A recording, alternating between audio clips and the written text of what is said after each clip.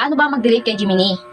O yung mga pinagawa natin or yung mga in-upload natin doon na yung mga photos natin, yung mga message natin doon na may mga pinapagawa natin kay Gemini, hindi nabubura.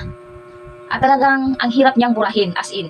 Ang dami ko talaga mga pinagawa kay Gemini na halos nagdalag na yung phone ko kasi hindi siya mabura kahit anong gawin ko. Ang hirap, hindi ko talaga alam kung paano siya burahin. Naisipan ko na siya na i-uninstall, kaya lang ang Gemini apps na yun kasi siya yung katuwang ko sa lahat ng mga ginagawa ko, lalo na sa pag-affiliate ko. Kaya talagang kailangan ko siya at sobrang dami na akong mga pinagawa sa kanya at hindi ko na-delete.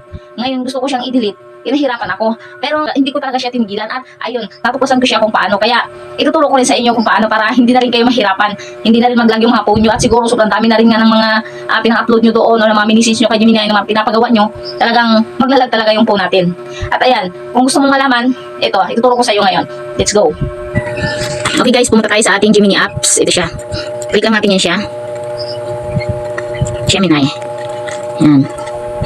At pagdating natin dito, yan, click lang natin yung ito, yung 3 lines na ito sa gilid. Click lang natin yan siya.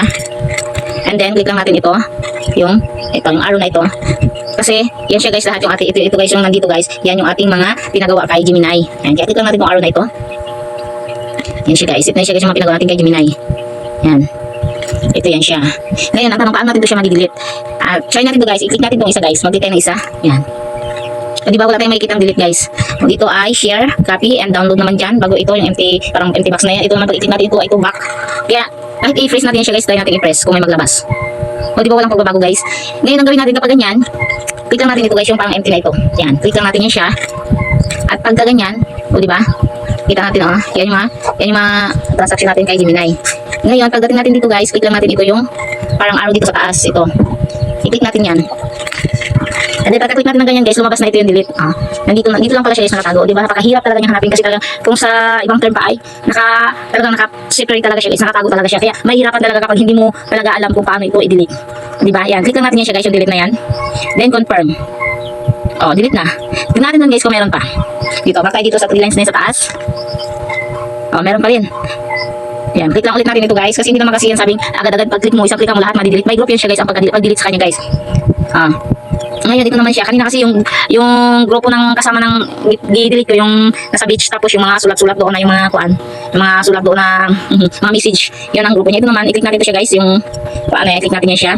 Click natin yan siya guys. Click naman natin ito guys yung yan, empty box na yan dyan sa taas. Pagka-click natin yan, malaman natin dito guys yan. I-scroll lang natin. Ito yan yung ayan. Ibig sabihin yan lang siya. Wala na siyang ibang kasama, siya lang. Ngayon, pag i-delete na natin siya guys, click lang natin ito ulit yung arrow na ito sa taas na yan. And then, yan, delete. Ito. Yan.